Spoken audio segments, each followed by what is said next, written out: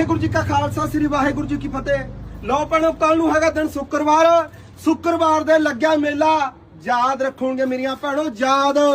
देखो जी बलवंत खालसे ने हुण रखड़ी तक्का वाधा तुरिया आऊगा जेड़े रेट बाजार दे विच होणगे पर बाजारां दा रेट तां मिट्टी दे ओल दूं बलवंत खालसा बई पिंड धौल दे विच आ देखो जेड़े सूट बाजार दे विच 800 900 मिलदा पर भाई दिन दी कदर कर लिया करो। बलवंत खालसा एवें नहीं जोर ला रहा सोडे वास्ते 499 रुपया दे विच देखो जी सिंगल सूट ने जेड़े आ सोडे कोल पए ने बाई सलवार दे नाल देख किन्ने सोहणे बुलबुल दे बच्चे सोडे वास्ते 499 रुपया दे विच देने ने।